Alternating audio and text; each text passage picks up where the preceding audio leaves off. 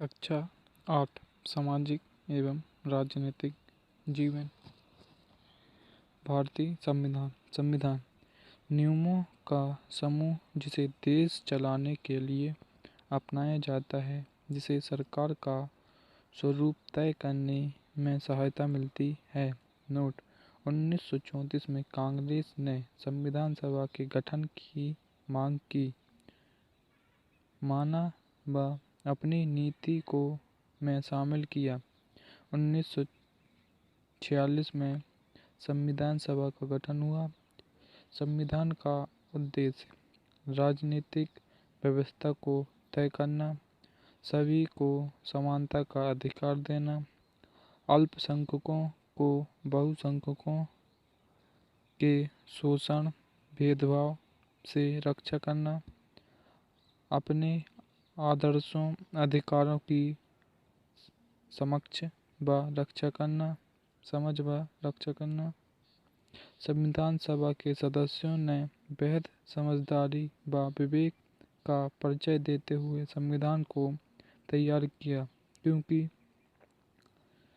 हमारे देश में कई समुदाय हैं, ये जिनकी ना तो भाषा, ना संस्कृति व न ही धर्म एक हैं, मगर फिर भी भारतीय संविधान सभी को एक सूत्र में पिरोए हुए है। डॉक्टर अंबेडकर भारतीय संविधान के जनक। संघवाद देश में एक से ज़्यादा स्तर की सरकारों का होना, राज्य स्तर, केंद्र स्तर, पंचायती राज व्यवस्था, कार्य क्षेत्र की स्पष्टता को लेकर संविधान में कुछ अनुसूची दी गई है जो बताती है कि कौन से स्तर की सरकार किन मुद्दों पर कानून बना सकती है। संसदीय शासन पद्धति वयस्क मताधिकार द्वारा सरकार के सभी स्तरों पर प्रतिनिधियों का चुनाव जनता स्वयं करती है। इससे लोकतांत्रिक सोच व तौर तरीके को तो बढ़ावा मिलता है, साथ में सभी को हर प्रकार की समानता भी मिलती है। इस तरह के चुनाव में लोगों की सीधी भूमिका होती है।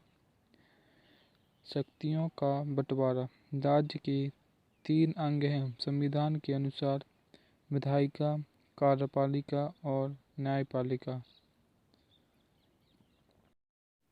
विधायिका, इसमें हमारे द्वारा निर्वाचित प्रतिनिधि सदस्य आते हैं।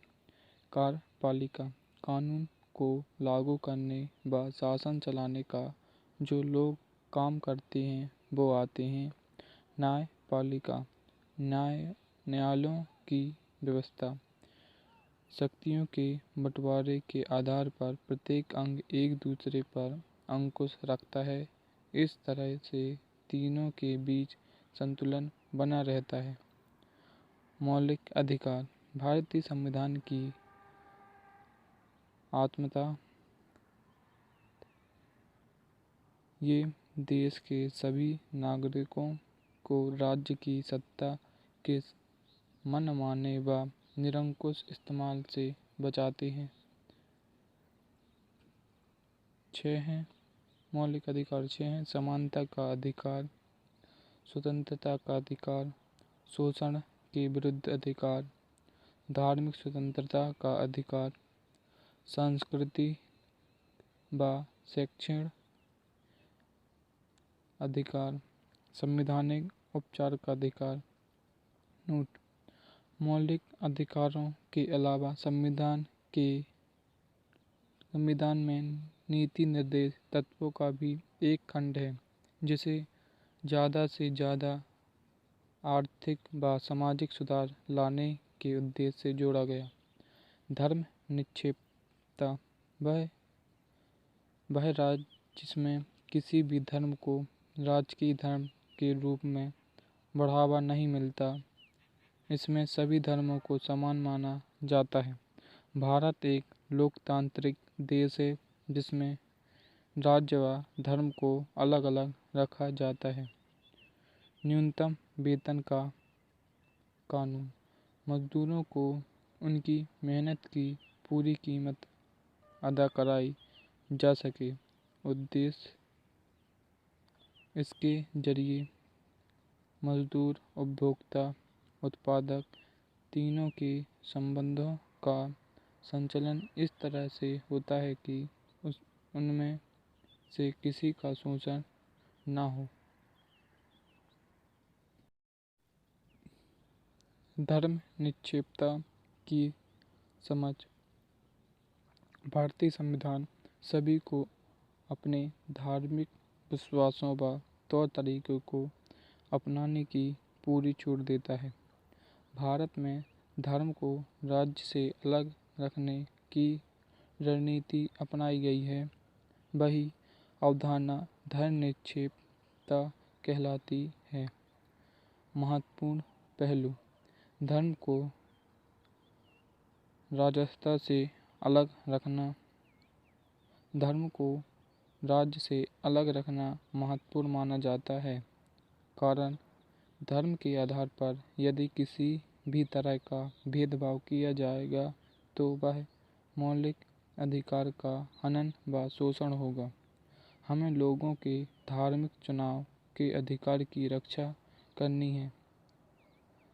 अर्थ यह हुआ कि देश के किसी भी व्यक्ति को एक धर्म से निकालने व दूसरे धर्म को अपनाने या धार्मिक उपदेशों की अलग ढंग से व्याख्या करने की स्वतंत्रता होती है।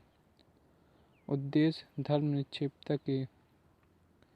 कोई एक धार्मिक समुदाय किसी दूसरे धार्मिक समुदाय को न दबाए। लोग अपने ही धर्म के सदस्यों को न दबाए। राज्य न तो किसी खास धर्म को किसी पर थोपेगा व न ही लोगों से उनकी धार्मिक स्वतंत्रता को छीनेगा। अब आगे भविष्य में यदि इस तरह की कोई घटना घटित होती है तो भी भारतीय राज्य उससे निपटने में सक्षम है। जैसे खुद को धर्म से दूर रखता है। सरकार, सरकारी विद्यालय, संस्थानों आदि में किसी भी धर्म को खास न मानकर समान माना गया है।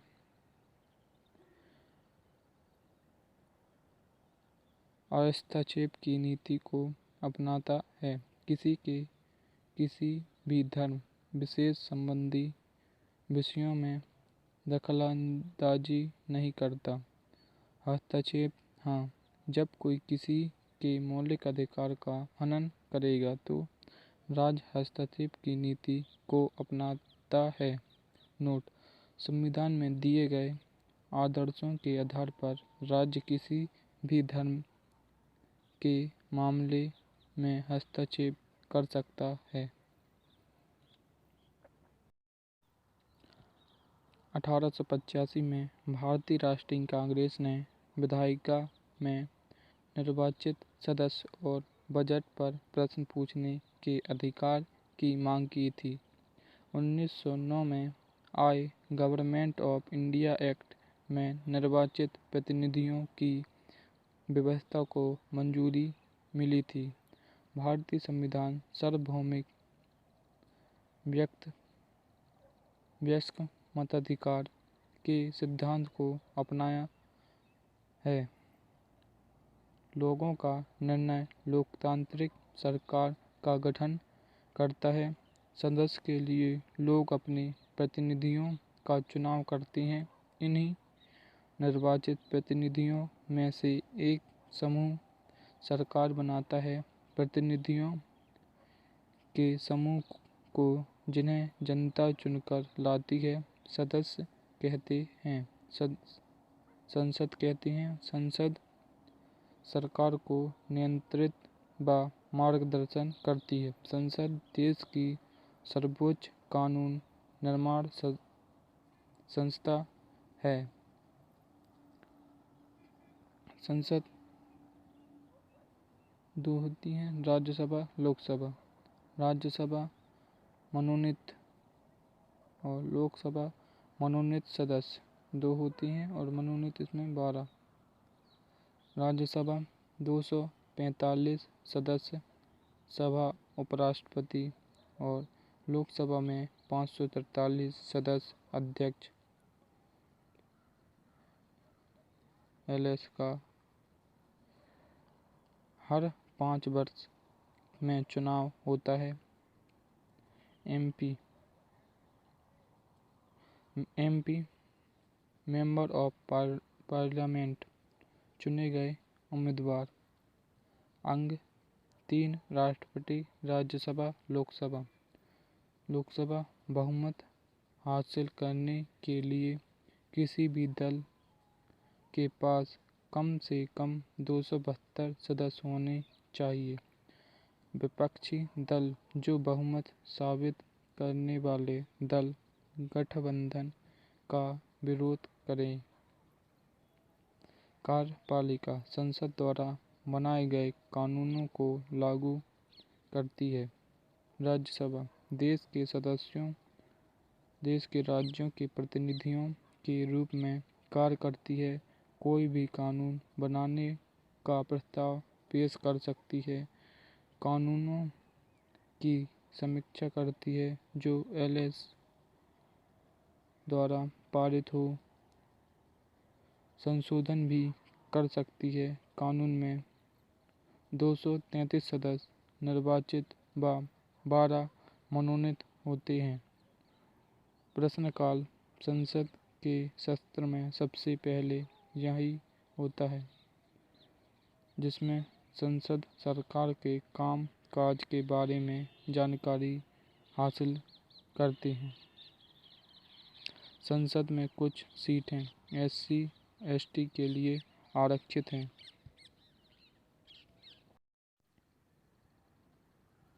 कानून बनाने का जिम्मा संसद का होता है। भारतीय कानून सभी के लिए समान है। यह जाति, धर्म, लिंग, वंश के आधार पर कोई भेदभाव नहीं करता। एक अपराध की सजा सभी के लिए समान होती है।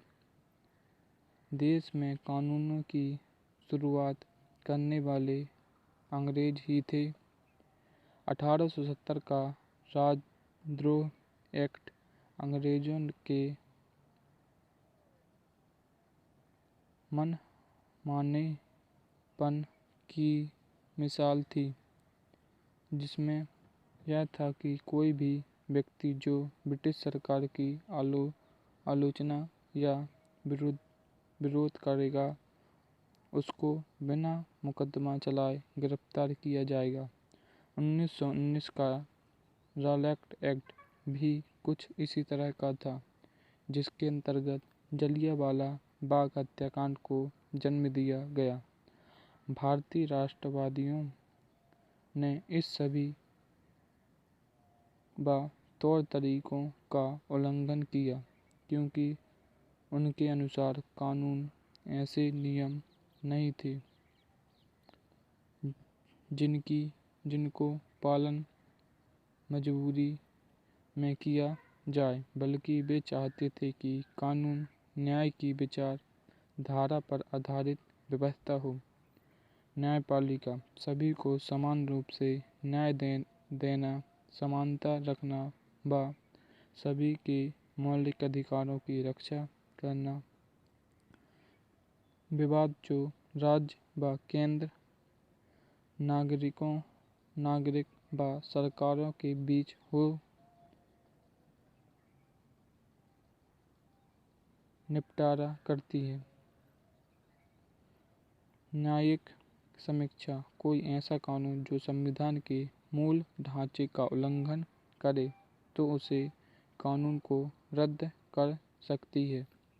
एससी ऑफ इंडिया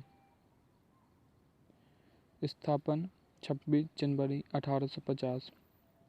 पहले संसद भवन के भीतर था। 1958 में इसको शिफ्ट किया गया था। विधायिका और कार्यपालिका राज्य की अन्य शाखाएं हैं जो कि वे न्यायपालिका के काम में दखल नहीं दे सकती हैं। अदालतें ना तो सरकार की ओर से काम करती हैं, ना ही सरकार के अधीन होती हैं। न्यायाधीश को भी एक बार नियुक्त किया जाने के बाद हटाना बेहद मुश्किल है। किसी को भी अगर लगता है कि उसके अधिकारों का हनन हो रहा है तो वह अदालत का दरवाज़ा खटखटा सकता है। हमारे देश में 3 अलग स्तर पर अदालतें होती हैं: जिला, राज्य, केंद्र, SC, supreme court, high court. जिला में अधीनस्थ, उच्च और सर्वोच्च।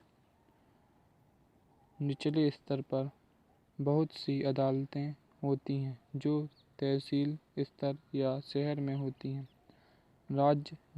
प्रत्येक जिले का एक न्यायाधीश, उच्च न्यायालय एक होता है। प्रत्येक राज्य में सर्वोच्च न्यायालय उच्च न्यायालयों से भी ऊपर होता है। देश की सबसे बड़ी अदालत दिल्ली में स्थित है। फैसले सभी को मान्य होते हैं। वर्तमान में देश में कुल 24 उच्च न्यायालय हैं। सर्वप्रथम 1862 में 3 प्रेसिडेंसी कलकत्ता, बम्बई व मद्रास में स्थापित हुए। दिल्ली एससी 1966 में गठन।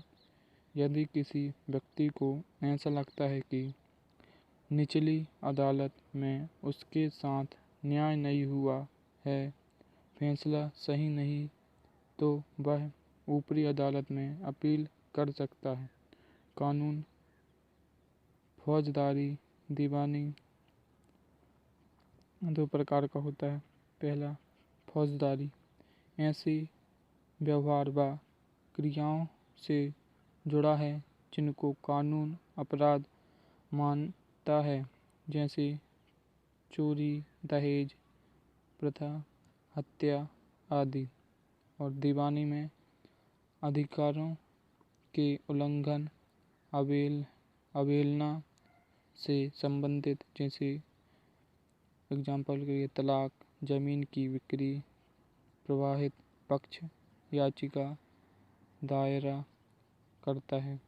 इसकी सजा जुर्माना के स्थान पर राहत समझौते के फैसले होते हैं, जैसे किराएदार से मकान आदि। और इस फौजदारी इसमें पहले एफआईआर होगी, फिर अपराध की जांच पुलिस करेगी, फिर केस फाइल होगा कोर्ट में, दोषी को सजा जुर्माना होता है इसमें फौजदारी में। ऐसी भी एक स्थिति सामने आई कि गरीब आदमी जो पढ़ाई लिखाई से जुड़ा नहीं था, उसके लिए अदालत जाना व इंसाफ पाना बेहद मुश्किल था। तो एससी उसके लिए पीआईएल जनहित याचिका लेकर आया। जनहित याचिका किसी भी व्यक्ति या संस्था को अधिकार दिया गया कि आप ऐसे लोगों की ओर से अपील कर सकते हैं जिनके अधिकारों का उल्लंघन हो रहा हो, या याचिका एससी में ही दायर की जा सकती है। पत्र, तार, टेलीग्राम के माध्यम से भी मान्य होगी। मिड डे मील की शुरुआत जनहित याचिका के स्वरूप हुई। दोपहर में सरकारी स्कूलों में बच्चों को मिलने वाला भोजन एक्ट 21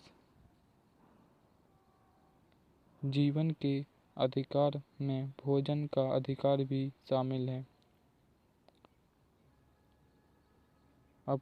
आपराधिक न्याय प्रणाली, पुलिस, सरकारी वकील, बचाव पक्ष का वकील, न्यायाधीश। 4. आपराधिक न्याय व्यवस्था के में मुख्य लोग। पुलिस का कार्य है अपराध की जांच करना। कोई व्यक्ति दोषी है या नहीं यह पुलिस तय नहीं कर सकती, बल्कि जज तय करेगा। पुलिस भी कानून के अधीन है, इसलिए हर कदम कानून के अंतर्गत उठाएगी। जैसे एक्ट 22 के अंतर्गत फौजदारी कानून के कुछ दिशा निर्देश हैं। पहला, व्यक्ति को गिरफ्तारी का कारण जानने का अधिकार है। दूसरा, 24 घंटे के भीतर अरेस्टेड पर्सन को मजिस्ट्रेट के सामने पेश करना होगा। तीसरा, दुर्व्यवहार यातना नहीं दे सकते गिरफ्तारी के दौरान। चौथा, इकबालिया बयान जो पुलिस हिरासत में दिया जाए वह सबूत के तौर पर इस्तेमाल नहीं किया जा सकता। पांचवा, 15 साल से कम उम्र के बच्चे महिला को सवाल पूछने के लिए थाने में नहीं बुलाया जा सकता।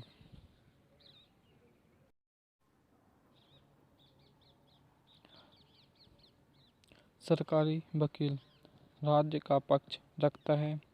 पुलिस के आरोप दाखिल कर देने के बाद इसकी भूमिका शुरू होती है।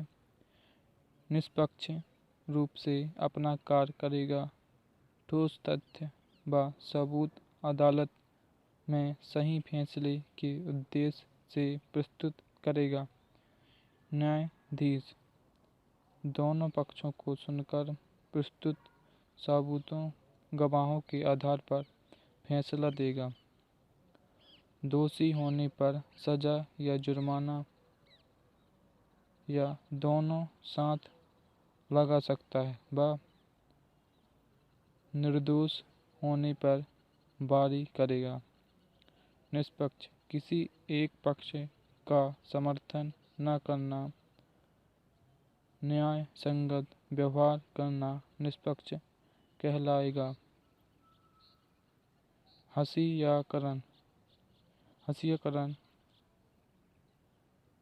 हंसियाई अर्थ जिसे किनारे या हंसियाई पर ढकेल दिया गया हो, ऐसे लोग शामिल होते हैं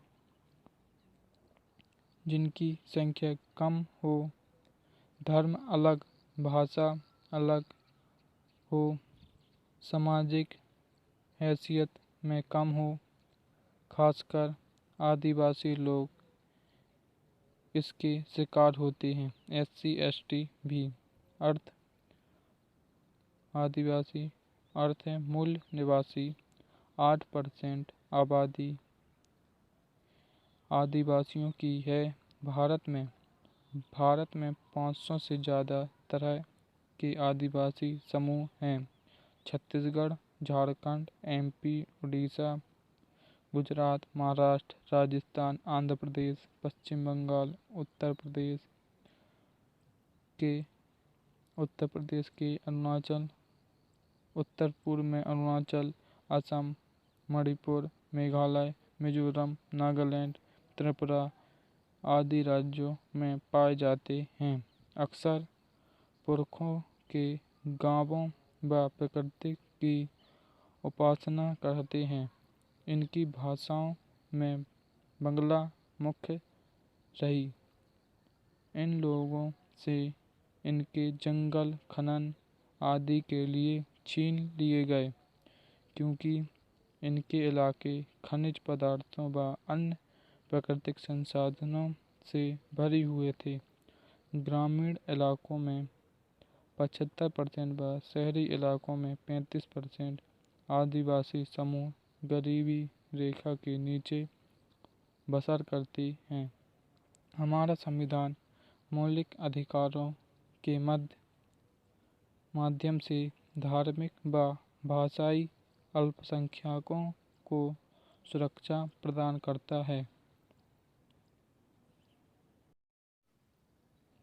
2005 में न्यायमूर्ति राजेंद्र की अध्यक्षता में एक समिति का गठन किया गया था, जिसकी रिपोर्ट ने बताया कि विभिन्न सामाजिक, आर्थिक, शैक्षणिक संकेतों के हिसाब से मुसलमानों की स्थिति SC, ST व आदिवासियों जैसे अन्य हसियाई समुदायों से मिलती जुलती है।